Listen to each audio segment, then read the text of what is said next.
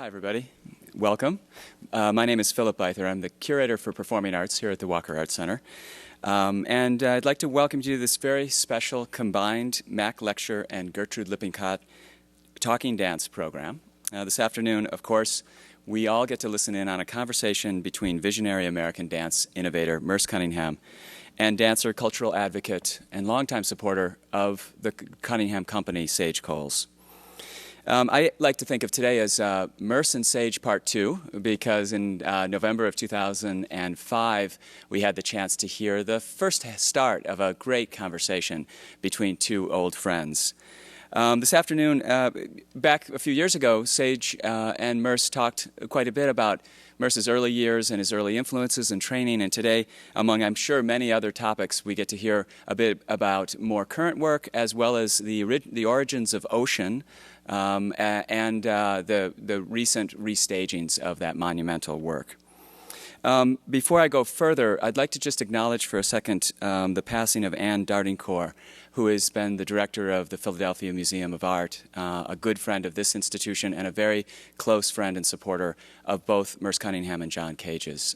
Olga Visa, our director, would have been here, but she's out at the memorial service today, and we'd like to recognize her passing.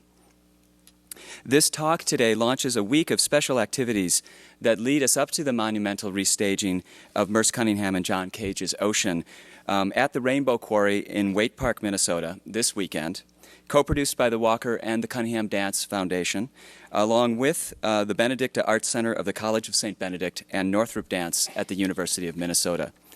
While the Walker's been tremendously fortunate to have enjoyed a 45-year relationship with Merce Cunningham, which has encompassed multiple residencies, commissions, exhibitions, performances, talks, workshops, and more, we never dreamed we'd actually have the opportunity to be involved in mounting this, his largest work, Ocean. The invitation to help lead that effort to produce what is really a wildly ambitious dream was first extended by the director of the company, Trevor Carlson, who's here with us today, as well as Sage Cowles. It was nearly 2 years ago. And in these ensuing months, the last months have offered logistical, financial, technical, artistic, and managerial challenges beyond what we may have ever imagined, but also in taking them on and we hope solving them, it is made for an art adventure of unforgettable proportions, not just for the Walker and its staff, and I think for the company, but for our partners, for the hundreds who have gotten involved as volunteers and others working on the project, and we're certain for the 4,000 or 5,000 people who will get a chance to experience it this weekend. Since the time that Merce Cunningham left his role as a principal dancer with the Martha Graham Company and presented his first solo concert with composer partner John Cage in 1944, he's been revolutionizing the art form of dance. He's choreographed hundreds of works for his own remarkable company, which formed first in 1953 at the famed Black Mountain College, and his work exists in the repertories of many of the great ballet and modern dance companies of the world.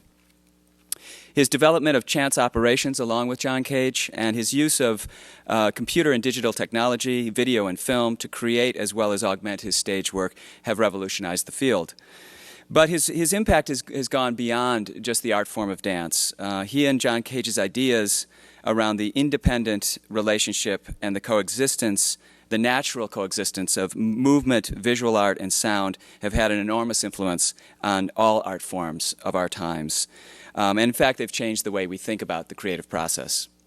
Cunningham has for decades collaborated with some of the leading composers, visual artists, designers, filmmakers of our time. He's been awarded nearly every honor a single artist can receive in one lifetime, and he continues to be as prolific as ever, focused on the future, putting up new challenges for himself and solving them in the most ingenious ways. He's working on a brand new project as we speak that will be unveiled in April, celebrating his 90th birthday. He continues to travel worldwide with the company, where his work these days is typically met with rapturous response. Sage Cowles received her early training in ballet and modern dance, performing with the Wisconsin Dance Group on Broadway and on TV. She has deeply studied body-mind disciplines, toured nationally with the Bill T. Jones Arnie Zane Dance Company, and collaborated with Molly Davies on 6 influential dance film performance works, which were remounted with great success, both on this stage in 2005 and at Dance Theater Workshop. Sage and her husband John's generosity and vision have significantly helped to shape the Twin Cities' vibrant cultural community that we all get to enjoy today.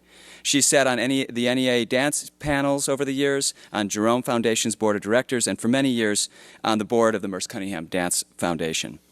Sage was awarded a Dance USA Ernie Award for her support and advocacy of dance in Minnesota as well as nationally. And in 2005, she and John shared a Lewis W. Hill Jr. year-long fellowship in philanthropy at the Hubert H. Humphrey Institute at the University of Minnesota. Since 2005, the Minnesota dance community has recognized its best and brightest at an annual celebration and award ceremony called, most appropriately, the Sage Awards. This year, for the first time, the Sage Awards will take place right here at the Walker on this stage on September 24th. Sage Cowles and Merce Cunningham first met in New York in the 1940s, and Sage has stayed a close friend and tireless champion of Cunningham and his company's work ever since. The day before the Walkers' very first Cunningham engagement, Dan Sullivan, in 1963, Dan Sullivan wrote in the Minneapolis Tribune the following: "3 well-mannered anarchists will try to blow up a wall in Minneapolis tonight. The anarchists are choreographer Merce Cunningham, composer John Cage, and painter Robert Rauschenberg. The wall is the high one between art and life." Would you please welcome Merce Cunningham and Sage Cowles as they talk about art, about life, and about the inseparability of the two.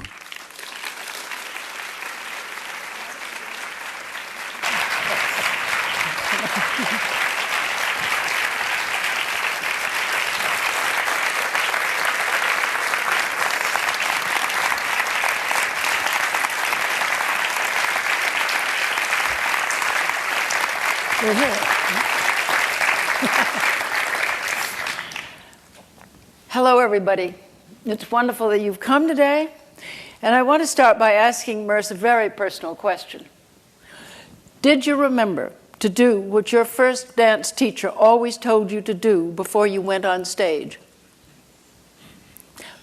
Probably not. Bite your lips, pinch your cheeks, and you're on. Yes. And I just did it back there just to be on the safe side.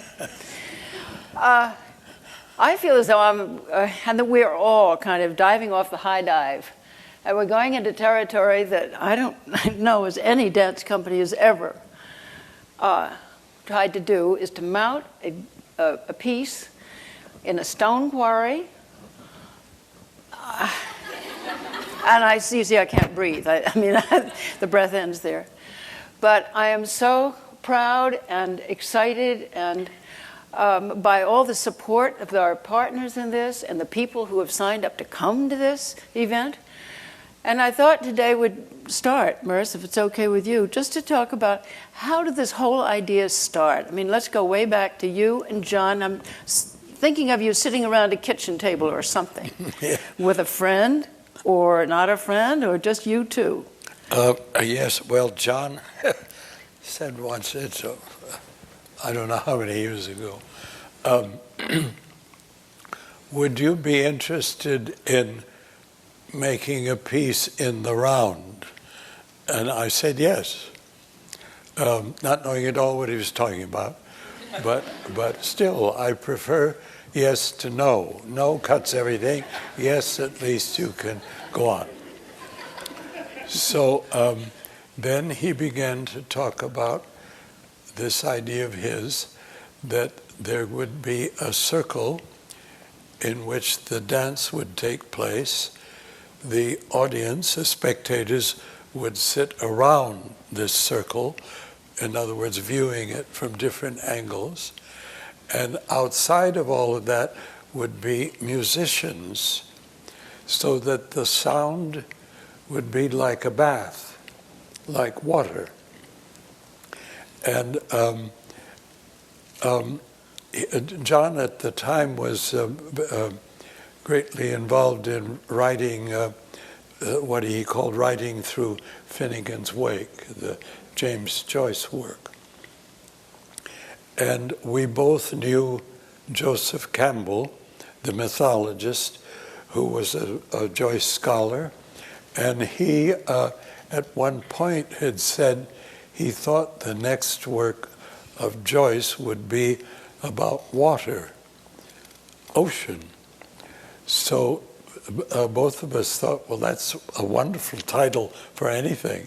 So we began to talk more about this. Then, of course, how to bring it about. Well,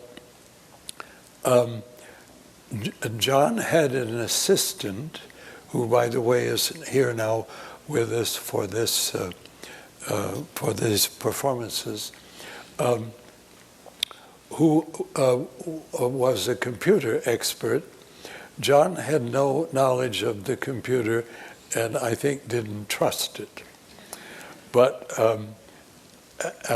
John would tell his ideas to Andrew, who placed them in the computer. The vast amount of ideas about how what the orchestra might be comprised of, how many instruments, how they would be placed, perhaps. I think John at one point he said to me he wasn't sure he could do this.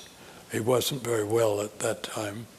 Well, he died, and we all thought the project was out, of course. What year was this? This would be 1990. Well, he died in 1992, so it's that time. Thank you. But curiously enough, there was a man who had, a Frenchman, who had seen our work over the years in France and elsewhere, and he had heard about this idea and wanted to know whether it could be completed or continued. So I was perfectly willing to go on, but it was a question of the music. But Andrew said that he knew exactly how John would have proceeded to make the score, and that he could do it. It would be his score, but done through John's plans. So we had a manager at that time named Art Bykowski, who this was clearly a huge project even then to think about, but Art said we must do it. And he began to find help, and it was through his work that we thought, well, maybe we can do this. Then we had someone in Brussels who helped us and arranged for the first performance to be given there, and I think that's 1994. And this was to be in a Cirque d'Hiver, a one-ring circus building in Brussels. So I took that dimension of space as the possible one for the dance. And it amounts to about 40, a circle, which is 40 or 41 or 42 feet in diameter. Okay. This has remained always now what we and all I can tell you is that as I thought, well, how can I begin? Well, I could begin to make some movement. So I spent, I would say, months. I worked at that time using very often the I Ching, the number 64. I would make 64 phrases of movement, quite separate, which then I would use chance operations as to the continuity. Have you said this, Merce? Or how long, did you have a time frame for this piece? How long it was going to be? We had no, we gave the first performance in 1995 in Brussels. But then how long would well, I figured 6 months. But then how about the length of the dance itself? Oh, the dance I knew would be 90 minutes. You didn't know that? This was something that John and I talked about, and we wanted something that was long enough to, so one would be inundated by the, well, I would go to my studio on Sunday when at that time there wasn't anything else, and it was in that sense peaceful. And I made, instead of 64, I doubled it, 128 phrases because of the length of time. I would write them out in my way of writing, but so I knew what such and such meant, indicated. Then one Sunday I was in the studio. I marked a circle out, indicate space, taking this Brussels measurement as the norm. And my studio was large enough to accommodate this. Then I took one of the phrases and I figured it out again. And I came out to the edge of the circle, and I started and came in and stopped all of a sudden and thought, but what's front? Any place you were was front. So I thought I must remake, not the phrases, but remake them so they curve.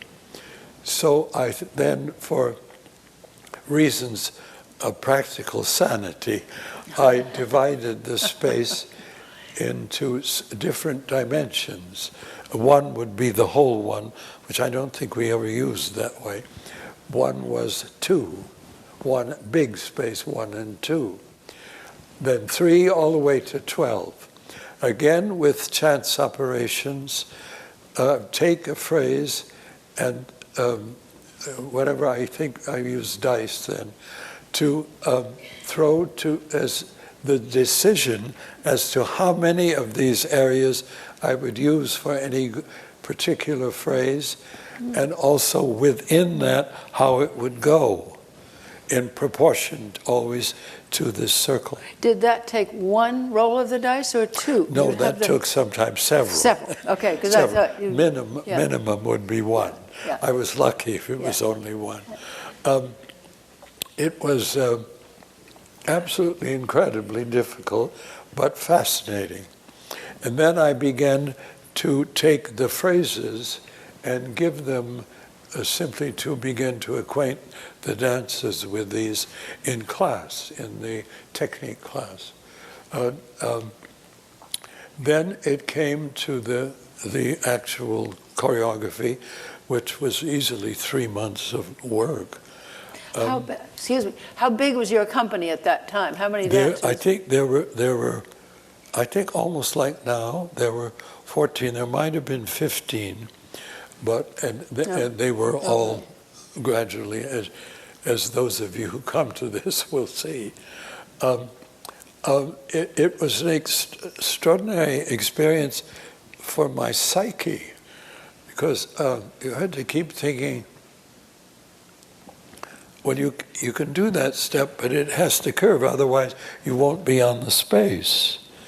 So it brought about a wholly different something in my head about how to make a movement, at the same time make it so the dancer can deal with it. And we, by the way, the work itself is divided into 19 sections, because maybe even it came through the Joseph Campbell's thing about this would be the next Joycean work. Ulysses has 17 parts. Finnegan's Wake has 18, so we picked 19. Ocean would be 19. Yeah. So I could talk much more about it, but maybe you want me to talk about something else. I mean, some other part of it. I don't know about you, but I'm finding this fascinating. Okay. And extraordinary to think about puzzling this out. Oh, yes. I remember one day with one of the duets, I kept thinking, well, they have to curve more, curve more. And you got to go this way too. Yeah, yes. And it was Tom Cayley and Jeannie Steele. I said, no, you have to curve more. And all of a sudden, for 1 millimeter of a second, I understood what Einstein's curvature about space meant. It didn't last. But thinking this way, the whole thing is constantly, at first in the round, second is constantly moving, so that what the dancers did always was had to be part of that. And gradually we put it together. We would have to, after we would, I just remember that it was difficult for all of us, but so fascinating as we began to have something that we could begin to see how it would shift and change. It has, I had to make a practical decision about entrance, about the place of entering or leaving, and there are two. If you have the audience all the way around, we had to have some way to get on and off, so that, say it, the dancers call it, 11 and 4 or something like that, like part of a clock. Oh, okay. 11 o'clock and 4 o'clock, that'd be about. Something, so that this one is a place to come in and out of in the circle. This is the other one. There are only these two. When we got to Brussels, it turned out there were 4. So we made some minor changes. But the principal thing was, how do we get this on a space and make it continuously seem to be moving? Can you remember or describe some of the dancers' reactions to thinking this way and learning the movement this way? Or I imagine that the relationships, each to the other, well, has to be key. The dancers are accustomed to my changing things and all that, but this was novel for all of us. Mm-hmm. The thing of taking something that you had ordinarily done this way and having then to make it curve, however small or big, or shape. I figured out a number of different ways of using curves, for instance, that way or this way or so on, so that rather than it becoming one kind of a curve, there were as many as we could. Is that curves in different parts of the body too? Yes. Not just in space, but a leg, but it's... Yes, because you're doing something that you often may have done some movement going, and that's the way it fits. Yeah. But all of a sudden you have to get from here to here in this curve in the same amount of steps as you ordinarily might have taken to go from here to here. And that's in the same amount of time too. And the time was terribly important. Particularly, it was an hour and a half. But I thought, well, people go to movies that did then for an hour and a half.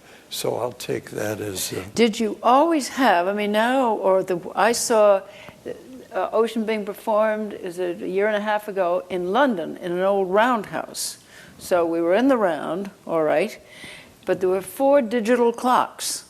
Monitors, yes. Monitors around. So when audience members walked in, the clocks were all at 90 minutes. Yeah. And then there's the go, and it starts counting down, 89, da, da, da.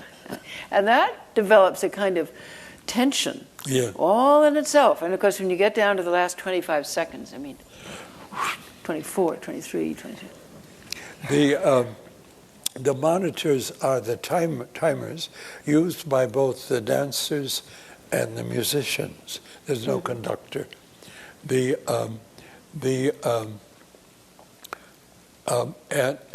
there's a wonderful thing that I like very much. About 3 minutes before the overture begins, one of the orchestra, it's usually a young girl, she comes out to tune for the... To tune what? To tune. To tune them, yeah. Yes, tuning. She plays the oboe. She makes sound the oboe, being the purest pitch, I gather. And she has to do it in 4 separate directions. this way, then she turns, very formal, turns here and turns here. And then she leaves, and you have to give her time to get to her place in the orchestra, and then the overture starts. Okay, so it doesn't start counting down until she gets back into place. That's right. No, it's counting down. That's going on. She does the cueing in the last minute. Okay. Then the counting goes down for that. For the work, it starts 1, 2, so on, going to the 90 minutes. And it's going up. Yes. I'd forgotten that. I thought it Yes. was coming down. The going down is before the. Okay. It's when and during that for the tuning and all that.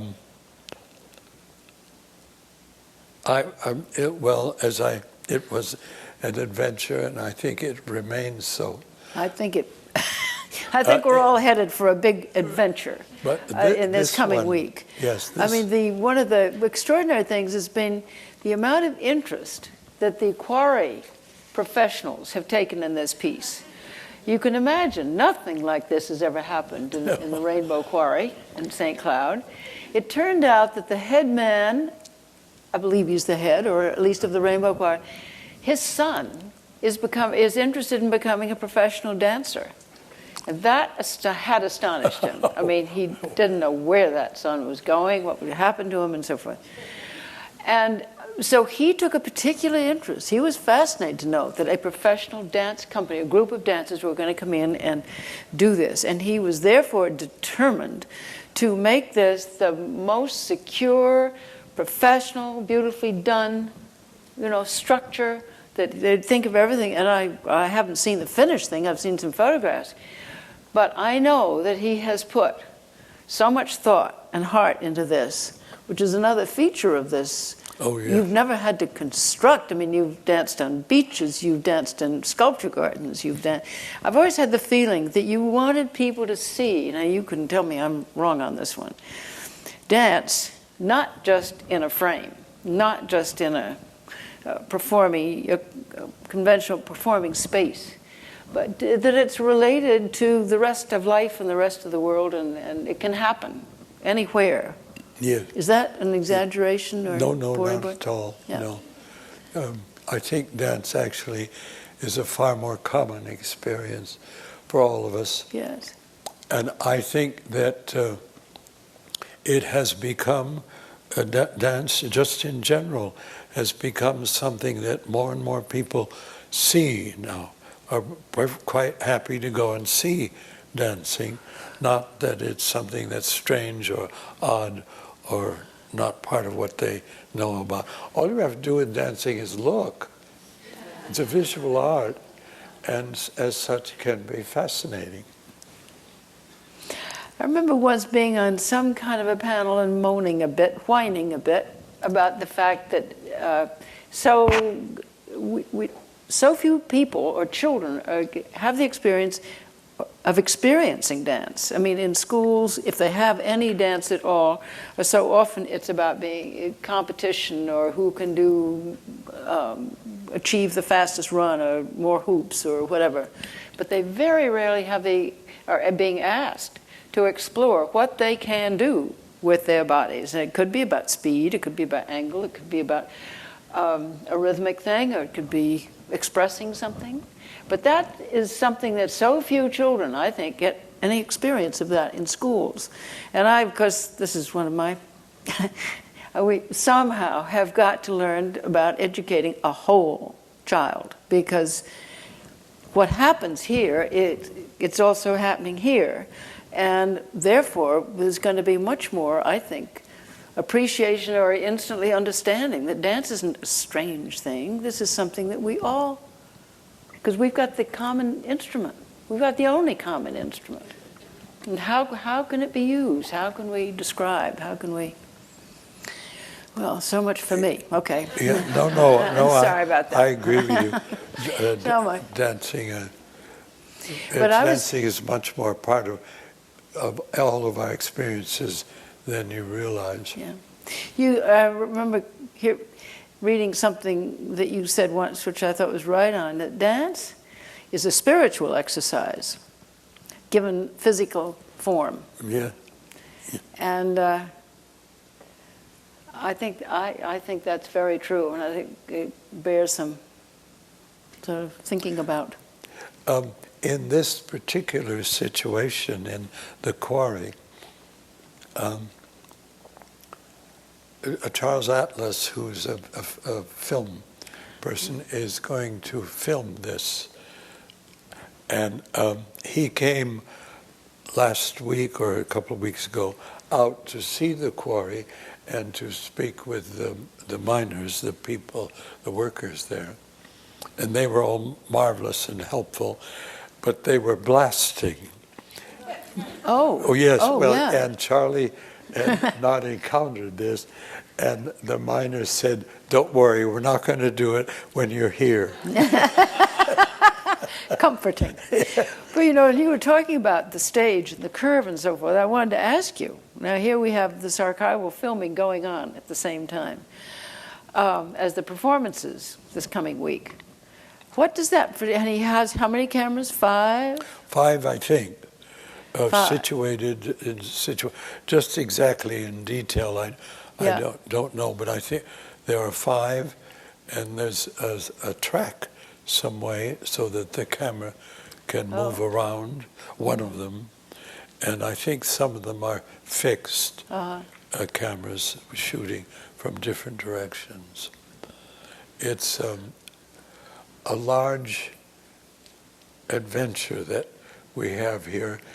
And I hope very much that lots of you will come.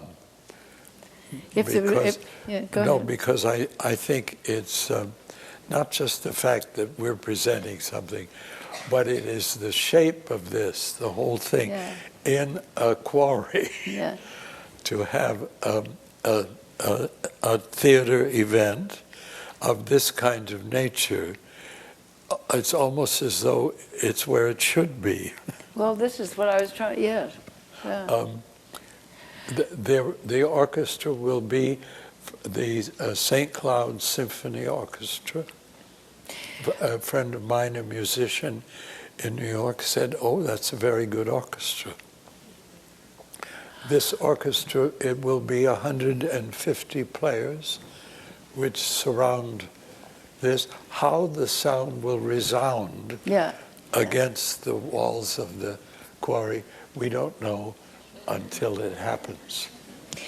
On Wednesday afternoon, the dress rehearsal is on Wednesday evening. So I thought somebody ought to get up there and have a chance to thank all the people up there who've worked so hard on this project. And at that gathering on Wednesday afternoon, there'll be a piano player, a young student, and she can play just so long, and then she has to catch that shuttle bus to get to the quarry because she's playing the French horn in the performance. So I think there's a level of engagement with students and everybody in that community. Yes, that's. I mean, I think the Walker staff, they could speak to this, but they've met with the police, the fire, all the hospital security. I mean, it's been really a community effort that's been quite extraordinary. Yes, I'm very grateful to so many people here, the Walker, certainly for what they've done to help bring this about, and the Saint Benedicta at St. Cloud, and the Northrop Auditorium at the University of Minnesota, and Catherine Hayes and Kathleen Flugel for what they have done to help us, and the friends of Sage and John Cowles, and Sage and John themselves. You like that? I know from our end what this undertaking is, and the fact that it's in a quarry makes it all the more, of course, difficult, but also what will it be like? So it's a big adventure for everybody. Yeah, And yeah. What are the concerns of the dancers at this point about the performance Well, of the this weather. particular event? But it's not. They wonder what it's like, for instance, to perform that far down. What does that do about the temperature? Oh yeah. Is it, and the surface will be? Oh, the surface is a constructed platform, the circle of wood and so on top of which my crew lay our spring floor. Your spring floor. On top of which is Marley. Okay. And it would be like, as you saw in London, the spring floor is a real dance floor, so that they're not dancing on cement or whatever. Which you did so much of in your career. Yes, indeed. I came prior to that. It is an open platform, and then like this. This is the dancing. Should we make and then four? Here, the people out here, Yeah. and up here are the orchestra players. Now you can picture the whole thing, right? Yeah. And just what about enlarge it. temperature? How can the dancers? You heat this? There's something, I heard a great discussion about this the other day in the studio with my crew and the people who've been working on this. And and from here, people from here who are conscious of the fact that if it's cold, is there some way to put heat underneath? Yeah. And I thought, well, I'm not going to listen to this in detail, but the fact they have thought of it and in such detail is a great relief. Yeah. I think the scariest thing every morning now for me is to try to look ahead at the weather predictions. No, don't do it. We're going to have to just keep the faith. It's going to be okay. Well, let's shift now. Unless are there more things that you want to say about Ocean? Any aspects of the work, or what you think about John Cage's concerns, or no? Yes. Oh, I want to mention yes. There is another aspect to the music. John, in his plans for this, had wanted David Tudor, the pianist and composer, who had worked with us for so many years, to be involved in this. And he spoke, I brought it up, obviously, to David, and David said he would use underwater sounds. So David Tudor's part, which coexists with the orchestra, there are 4 or 5 players who are, usually they're seated together someplace in the situation, yes. And this is done with electronics. And I asked him about it once, I heard him speak, and he wanted the sound to come from up here down. He thought that John's sound was coming like this. You mean the ones up on top? The orchestral sound the orchestral was like this, coming like a bath. Yeah. And David Tudor wanted his to come down and go that way, underneath. And there are whale sounds, dolphin sounds, I don't know them all,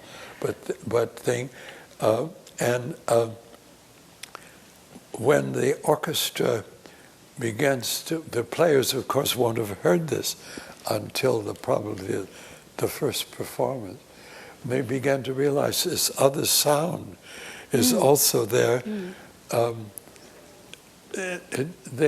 noticed in London, they began, a great many of them somehow, to get involved with that. You mean the dancers? No. Involved with the fact that David's music is also contributing to this atmosphere. Okay. Yes. And the costumes are the original ones were by Martha Skinner, an artist who lives in Arizona, in the desert. And I think there are 3 or 4 changes of costumes, not everybody at once, but something that takes place. What else can I tell you? Except I don't know. Maybe there'll be some questions later from the audience. Yes. So you can be thinking of them when we get to that part. I hope you'll come. Well, I mean, if they don't have a ticket, they're out of luck. We're all sold out. I'll say it anyway, because I think whatever else, this is going to be an extraordinary event. The Walker does own a video piece, correct, of David Tudor doing the score, and that was taken by Molly Davies, who was a filmmaker and worked a great deal here in the Twin Cities. And so that is somewhere in the galleries going on during this period.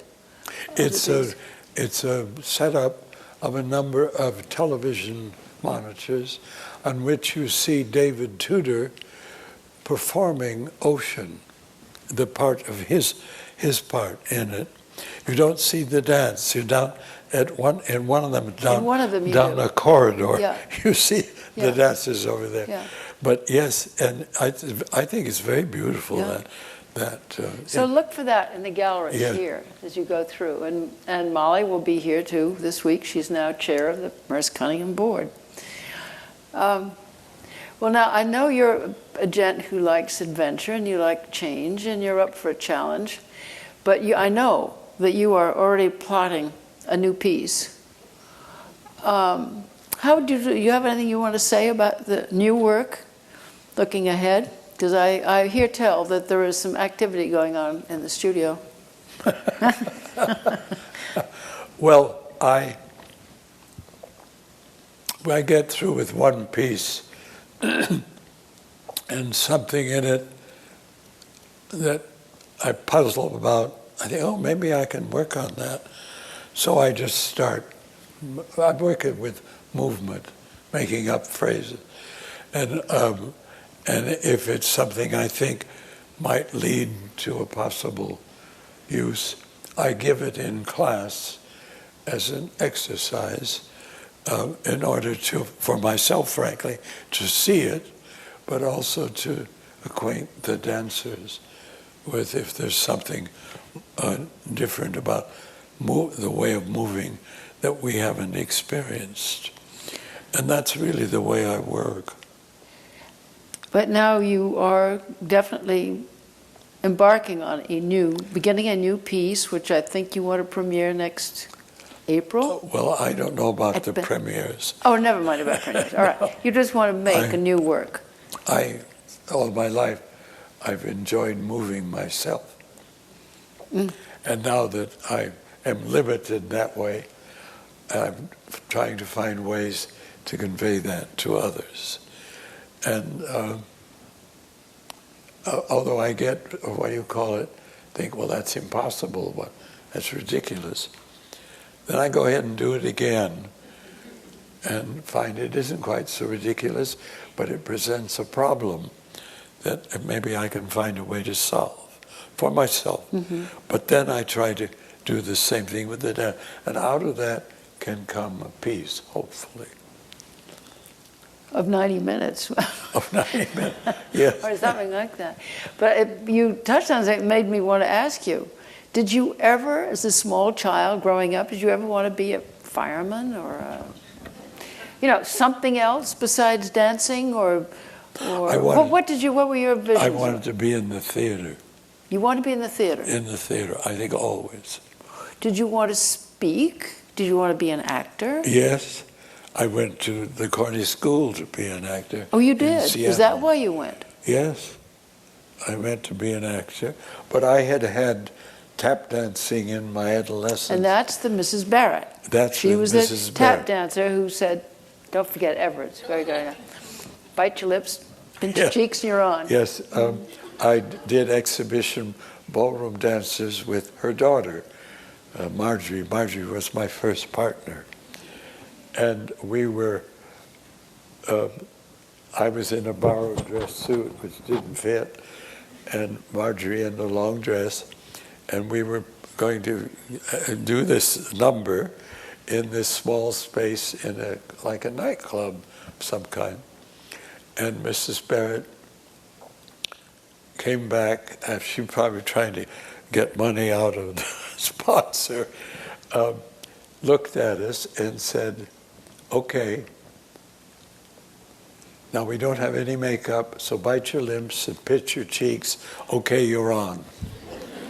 And somehow that can serve us all well, somehow. Yes. Yeah. But in that, all right, so that was a piece. But then when you, how did you know you want to be an actor? Were you in school plays or yes, what? yeah. Well, you were in school play. In the high school. And yeah. did you like learning lines? Oh, yes. You did? Oh, yes. I was very good at learning them.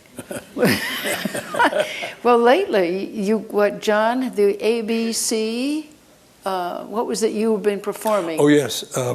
It's a play. Well, it turned out it was something John Cage wrote. It's called An Alphabet. There it is. It has a longer title than that. I can't the remember. one we give it. It's actually, it is a play. There are characters. I played the character of Eric Satie, the French composer. John had translated and included in this play, most of which he had written, but this he included sayings of Satie, which are funny, really funny, and I was given that part. And it took me a long time to memorize. I remember you working on that. But it was, that was an experience in the theater. But that was rather lately. I mean, wasn't it in the last 10 years? 3 years ago. About 3 years ago. Yeah. So you went to the corner school thinking about acting, and all Yeah. you'd had was some tap dancing and Mrs. Barrett. But what happened then at the corner school? You went to an acting class? It was a school in which I liked dancing. I'd had Mrs. Barrett. So I said, well, I would like to study dancing. And Miss Cornish said, well, we have the modern. The modern? I had never heard the word used in terms of dance. I said, all right. And Do you remember who was teaching the modern? A woman named Bonnie Bird, Oh, yeah. who right. had been in the Graham Company Yeah. and who had come to the Cornish School to head the dance department. And she was, fortunately, a marvelous teacher. She did everything was perfectly clear, and you went at it and did it. And then she would say, no, that's not the way to do it. And she would show you, and you would try. And over the 2 years that I was there, she obviously taught very well, because after 2 years I went to a summer school in California, a dance school, and Martha Graham was there, and I was in her classes there. It had been her work through Bonnie Bird. And Graham said, if you come to New York, I'll put you in a piece. I said, I'll come. And that's when I met Merce. But of course, I didn't know that until years later. Yeah. And I just figured out yesterday we've known each other for 66 years. Yeah. Now that's quite a spell. Yeah. Quite a spell. And I remember going to see what I think was one of your early concerts in New York City at the Gene Erdman studio. Was it Root of an Unfocus, or? It was not the Erdman studio. It was not the Erdman? Not Erdman, Gene Erdman, no. It was the Humphrey Weidman? Weidman, that small space. Yeah. But it was a small, Yeah. well, it was not much bigger than this. Yeah. You mean then this stage? Well, it was where they did all their classwork. Yeah. Oh, yeah. And also one could rent it. But for years, that was a very available space to modern dancers. And one of the few in New York City. Mm-hmm. Since then, the number of spaces where dance is given, it seemed like there are hundreds every other block. Now there's a new place. And Louis Horst, Martha's long time music and friend and supporter, he ran something called the Dance Observer. Yes. A very small magazine. Probably people here who remember it. But rereading some of those early copies, I knew everybody in that. You knew the world. You knew the characters because it was so small. Yeah. Very small. The other day when we saw you last spring or something, we talked about those war years where I know what happened to me, but I suddenly wondered what happened to you, because we knew each other in 1943, maybe 44, I left. But you had a concert. The dance thing then was small. Oh, it was nothing. There were, the Ballet Russe de Monte Carlo would come to New York for 2 weeks, so that was big. The modern dancer, the Graham people, the Humphrey Weinman, would give 1 or at the most 2 programs a year. And often not in a Broadway house, a small situation. So what it involved was your going to class, and then when the rehearsals started, for which in my situation we weren't paid, nor did we expect to be, but at the same time we were doing what we could do. I think that one of the good things about the Humphrey Weinman studio or those was the fact that you could give a show there. You could give a show. It was very simple. Yeah, it was very rentable. They made it very available. Yes, and what dancers had plans to give shows, this was where they would do it. It was after the war and later on when there began to be a different kind of interest in dancing, and so that there began to be more places. And I think also, in my own situation, we started not always performing in theaters, but in unconventional spaces. Like what? Museums. Okay. Oh, gallery spaces, museums. Yeah. Yes. Yeah. Yes, and then in the 60s, we went on that long world tour where we played many different kind of theaters, and we did the first of our events in a museum in Vienna. Quite by accident. We had to go through Vienna, and John Cage and David Tudor had musical friends there whom they want to see. So we stopped, and at this museum, they said, couldn't you do something? And we said, well, but where? And they said, a space like this, but open, not a theater.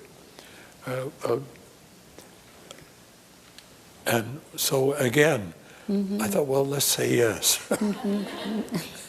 But we couldn't do 3 dances. It didn't make sense. So we did the first of our events, one thing after another. Robert Rauschenberg, by the way, was with us on that tour as our backstage do-it-all, which he did with phenomenal, incredible imagination. In this work, he appeared covered with straw somewhere. I can't describe it any other way, like a scarecrow.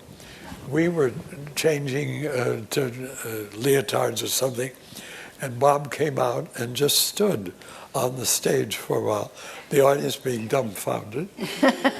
And then when he saw us coming back, he left. I love it. He knew something should happen. Or he just no, did. he just. And our backdrop was a glass wall which looked out on a garden and a street beyond with cars. And we did this for about an hour, and it was light into darkness.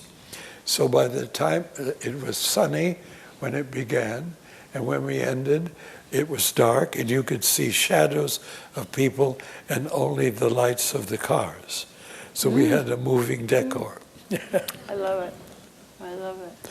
But what I mean is, basically, now dance is performed in all kinds of places. There are lots of site-specific choreographers. Yes.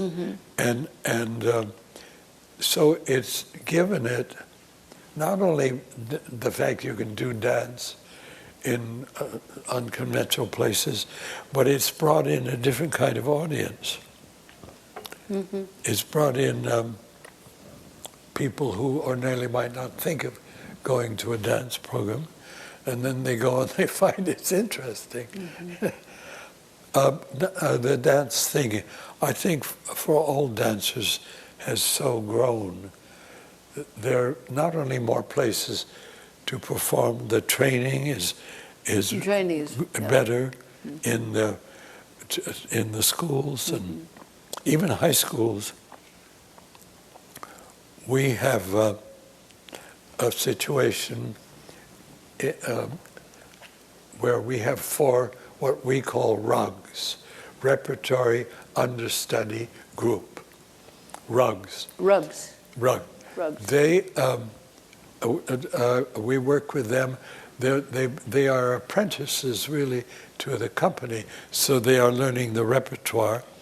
But they also gradually, we have this connection now with the public schools in New York City in a way I think is wonderful. We will every once in a while have what we call a short something, where a class of about 40 children, say 3rd grade or 2nd grade or whatever, come and they sit on the floor and they watch the end of class, of our class. Then the class stops and the dancers want to go and eat lunch, so the space is empty. So the children are allowed to move around in the space.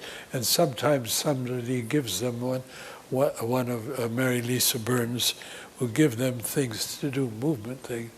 Then they watch something done by the RUGs very often, a sequence of movement. Then there are questions. And the children, the questions are getting more interesting. But they used to be, well, what do you eat? How long have you been dancing? How long do you work each day? And things like that. And so at one of these groups, I always try to see these and hear what goes on. I said, I'm going to ask you a question. How many ways are there to jump? Big pause. One little boy said, well, 2 feet, keep going, there are only 5. It was to put their minds on what dancing is about. It's about moving. You can be still, okay, but also moving. Not what surrounds it, but what actually is the movement. What is it made up of? And so that we now have this connection. And one of these shows we had like 100 people who are connected with dance in high schools. Oh, good. And this is all, well, a step further down. I'd love to think that you could get them up, because then they begin to get a little more self-conscious and a little more reluctant to get on that floor in that empty space themselves, aren't they? Or are they? No, but there was one marvelous fellow. I had taught the class for the company, and these students arrived a little bit early before the class was ended, and one of them promptly fell asleep. And I saw him, and I was motioning somebody, get a photograph of that. Yeah. And they couldn't wake him. But his fellow students kept trying to get him up. Finally he did. Then he joined them. They were now doing something in the space. And he jumped a lot, and he jumped always with his heels off the floor.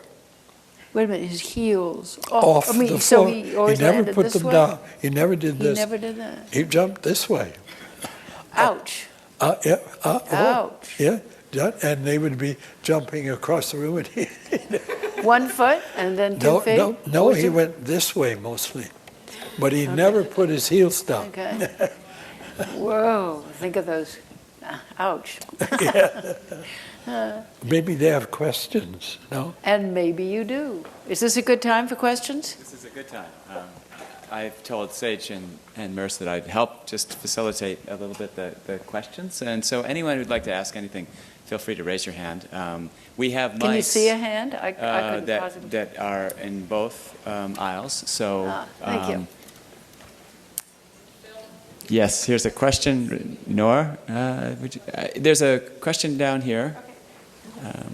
Thanks. And maybe sort of indicate to the people holding the mics if you have a question, and they'll know where to find you. Thank you. It's really a pleasure to hear you speak, talk to us. I have a question about language. When you were describing the work you're doing, the way you work, that you're making phrases for a new dance, I wonder whether when you work with your dancers in the studio, in the, whatever it's called, do you then show them the phrases that you have made out of your own body, or do you describe to them in language what the movement is, or both? And has anyone ever been a scribe to your process of teaching and written down the way you have described the phrases? Got it? No, it works both ways, I think. Or I have the idea or some particular phrase that I would like to try out. Years back, I could show them what I thought it was, but I always look at the way they do it, because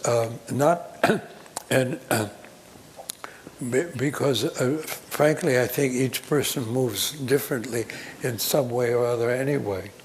Now, you can't have two people doing something exactly alike. You think it looks that way, but then you realize one is taller than the other, for example, with all of this. But I do work, in the process of working with them, the phrase may change. That's fine. Because they found a way to do it that was better than what I'd found, or between the two of us, we find out something else. I think now that I can't show them physically, I have to describe it. And that's, well, sometimes I'm sure it must be slightly awkward for them, because they can't, I will say what it is, but I have to keep saying, no, it's your right foot. I know I'm doing it on the left, but you should do it on your right foot. But through this way, we have evolved a way of making a connection between not just necessarily my way of doing movement, but a way for between us to get at it. And then is the second part of your question, has anybody ever recorded this or described it? And is this Mondays with Merce, is that going to... This is a project through the Mellon Foundation, a grant they gave us so that we could get cameras and equipment. In my studio, we now have these 4 cameras which can shoot, say, a class. Yeah. I'm up here someplace telling them what to do or saying, so on, and then the class is doing the class, and the cameras will are recorded, and when things get edited, they can become available to be seen over the internet. All this involves technology and other procedures, but we have advanced enough to have, I think most of our shooting is done. The next thing is editing. And when will that begin to be aired? Do you know? I think they don't know, because there's the editing process to go through. But it's Mondays with Merce, so keep a watch for it, because it will be I mean, it will be available on Mondays, right? Or no? I don't know. It's the Merce part goes with the Monday because of the 2 M's. We also do work Tuesday, Wednesday, Thursday, and Friday. I think we have a question down here. I do. I'm so interested in your use of chants, and if I'm so interested in Mr. Cunningham's use of chants, and as I understand it, you choreographed your for Ocean 128 phrases, and then you used chants for the sequence of the phrases. That's right. But it sounded like there were other ways in which you used chants also besides sequencing. Could you expand on that a little bit? I think for me, one of the things that using chance operation can do is disrupt your own order, how you think something should go, and offer you a chance to see, regardless of whether it's movement or something else, a different way to, I never would have thought of that, for example. And in that sense, I apply it in the choreography, principally about the continuity of the dance, but also even to the point of saying, well, how many dancers might do this sequence? Would it be 1 or 2 or everybody? And using that also breaks up one's ideas of how people should operate together, offers you other ways, just how they might act. And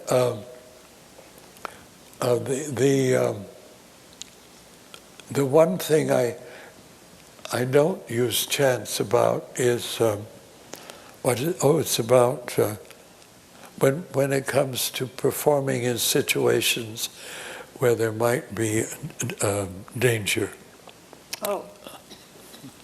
Oh yes, situation. Yes. I mean, they say, well, you can come and perform in this, and then the situation, the floor is not good. In other words, accidents could happen. That's the one thing I don't like. Mm-hmm. I'm trying to remember, at Bard last year, we did that piece at Bard College. Oh yes, that was and it was the first time I'd ever experienced using the dice. And I'm trying to remember. Certainly sequence was 1, choices of sections was 2. Right. I've forgotten now. It was, this was a work of John Cage's called Looking at the Weather. Looking at the weather. Listening to it.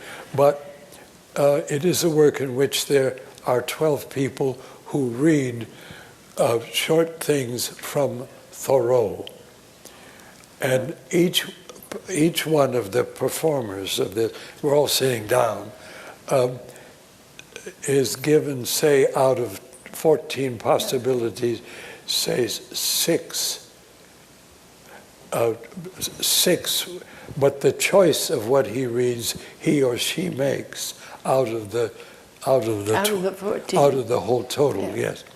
Then the order in which you do them, you also can make by chance means. If you're doing 6, which one you do first, how long before you do the next one. Piece.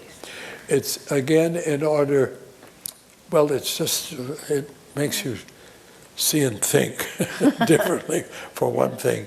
But you do see possibilities that you otherwise might have missed. Next question. Do we have maybe in the middle there?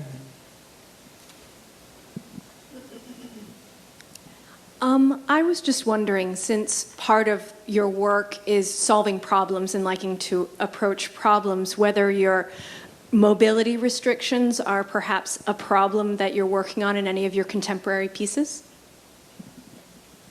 I'm sorry, what is the question? I was just wondering, if, since you have some mobility restrictions now, if any of your upcoming works will be attacking that problem, if you'll be looking at yes, that. I attack that every day. Yeah, every day. Yes. And attack is a wonderful word, too. One of the things that has always been helpful to me about Merce's thinking, and because I feel as though he's had a big effect on me, not just about dance, but about thinking and working and how you just live life. And that is when, you get the injury and you cannot do what you thought you were going to do in that space of time. Try very hard not to think about what you cannot do, but to think about what you can do with those limitations. So how can you do that? So when the bad things happen or the things change, some other doors have to open. And that's where you can start thinking in a different way.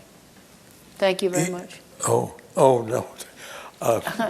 I think I miss being able to move, but at the same time I have a company of 14 dancers and the rugs, and watching them move and trying to find ways with them as to what we don't know about movement is still as exhilarating as it was when my first tap step with Mrs. Barrett. Oh, whoa. What a wonder. I was going to ask you what still gives you pleasure and joy in your work. What? I was going to ask you what is still giving you great pleasure or joy in your work, but I think you've just answered it. Different ways of using time. That sounds a little silly, but I don't mean it that way. Different ways of occupying yourself with again, movement naturally, but in different rhythmic possibilities, so that you don't always do a leap in the same way. A leap is this, you do it this way. There are countless ways to do them. We're more limited in the air than on the ground, that's true. But there's still, I think there are very few broad ways the human body can move. You can bend and rise and so on. There are about 7 maybe. But the variety within that is endless. There's never stop. I see somebody walking in the street and they're walking in a way I've never seen before. I go back, well, I can't do it now, but I used to. I go back and try to remember what they did and imitate it. So it can become part of my movement experience. I remember a bird when we were in India in the garden of the hotel. Odd, funny little bird moved in the most peculiar way. And I was talking with someone, but I kept seeing that, and I wanted to try and count, see if I could count the rhythm. Because I was going to go up in my room and practice. But unfortunately, the bird flew away. I think there is a question up there. Yeah, I'm wondering in how and in what ways the piece has developed since the first performance in Brussels. Developed. Changed in any way since the first performance. Has ocean changed much since Brussels? The ocean? Yeah. The performance. Since then, Right. I think actually in more complexity. Ocean is a very complicated work, indeed. But also it led to thinking the further complexities of rhythm, and I think that's probably in my work. A great deal of it came not from the fact that we did Ocean, but from the way in which we had to work at it. And I could see that there were other things that might be possible, so I just continued to try to explore. That will be informing the next work then. Yes, yeah. Coming well, more or less, yeah. More or less. I think we have a question over here. Yeah, thank you for being here. I was just wondering if you'd mentioned Charles Atlas and videography, and I was wondering if you could just talk about your use of video and live feeds and your innovative use of, I don't know if you're using motion detectors now or imagery in association with the dance. I still use, it's called life forms now. No, dance forms. Well, it was life forms. Life forms, yeah. Yes, but that's when they had animation with it. Oh. And then the animation wanted to go toward the cartoon world, so they divided it. Okay. So now it's dance form. Dance forms is a way of putting dance figures in the computer. What you see is a figure of the human being, head, a body, shape, arms and legs. And you can put a shape on that movement this way, say. I'm doing this very simply, but so you see. Okay. Then you move the timeline, which has to do with time, which can be fast or slow. Say you move it this distance, then you put a different movement here, like this. Then you go back here and you put it on, and this will go to this. So you can see what the movement is in great complexity, or not, simple or not. And again, because you see it from another way, or at least for me, it led me to use it as a way of working with chance, with this. Give this shape a chance shape, give this one another one, then see how it goes from there to there. And very often, of course, it's physically impossible. But it's just, but you see something happen that you've not seen before, and so that it might open your imagination. I don't think you've ever taken impossible as a definite. Well, wasn't there a time way reason back to. at Black Mountain College or something? Yeah. And somebody said, "Oh, that's impossible," and you or John just said, "Well, we'll do it anyway." Yes. Well, I like to think that way. Yeah. But did that answer your question? Because yours is more about videography, or Yeah. Videography, video. We've done a great deal of it. We have often worked with Elliot Kaplan, and principally with Charles Atlas, who is the man who will film Ocean here, the director of it. What I was wondering is the use of live feeds and its correlation or complementing the dance as it proceeds. So because as opposed to source imagery, I know that you use. I think you do. You understand what I'm saying? Like Charles filming the performance and then that being fed into the actual imagery that's being. We've not done. I understand what you mean.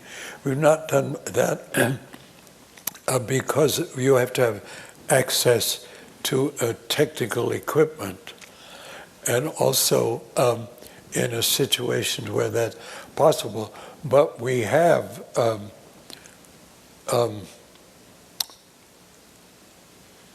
well, naturally, we've had tapes with a work of our work made, but that's simply a record purposes. We did one motion capture situation, which was later used in Biped, where we went to a motion capture situation in San Francisco. Two of the dancers, myself, the crew, two people, and we shot these phrases, very short phrases, a number. I was told they needed 71 phrases. So I made 71 short phrases, and these were shot with the dancers in black and with knobs on the joints. And then, so you amass material from which can be used in the computer. Then I also did with my hands for Paul Kaiser, something where they put knobs on my hands, 27 as I remember. And these were shot with cameras around, same thing, and that was used, Paul has used it in his work. What interested me was they couldn't put the knobs directly on my joints because they would have fallen off. So they put them between the joint here, this way. Yeah. And then once we stopped a sequence, they said, "Don't move." I said, "I won't," but why? They said, "We have to measure where this is, the knob, in relation to the joint." And then they would move it in the computer. It was, again, and of course, the technology advances in one direction or another so fast that something you've done yesterday that you found interesting, you see something the next day by someone else that's pushed it further. I think we have time for one last question. Does someone have the mic, or does I see a hand that's shot up right here? So why don't you? Go ahead. This is slightly related to Yeah. Oh, cool. Thanks.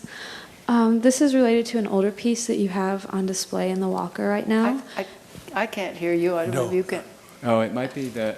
She's asking about an older work at the Walker. I can translate. Walk Around Time.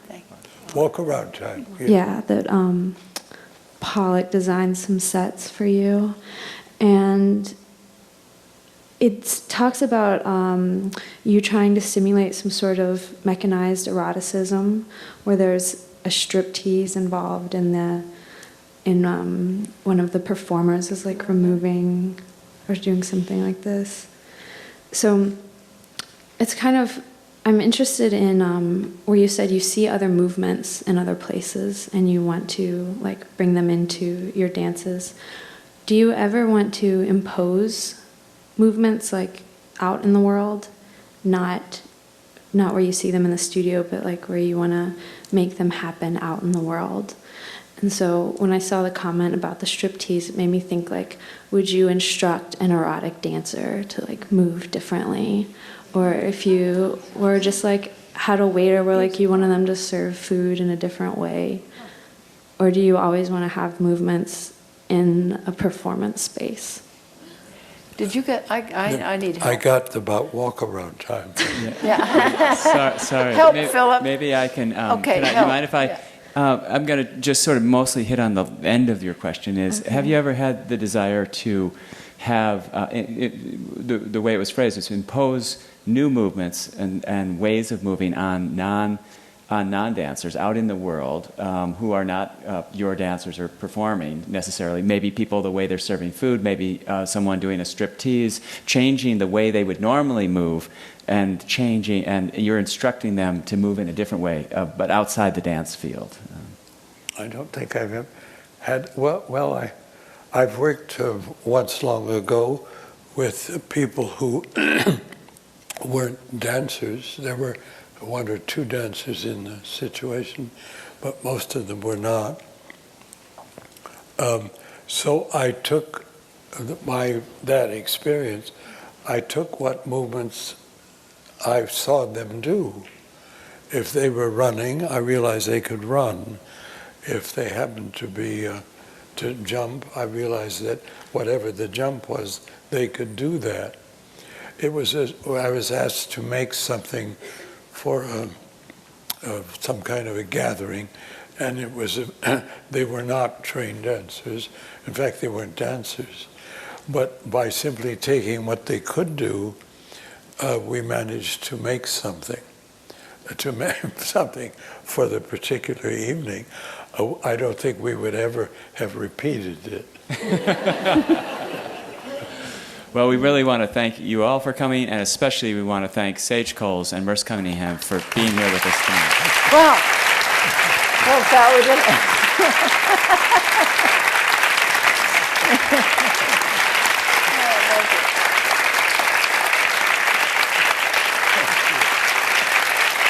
Thank you.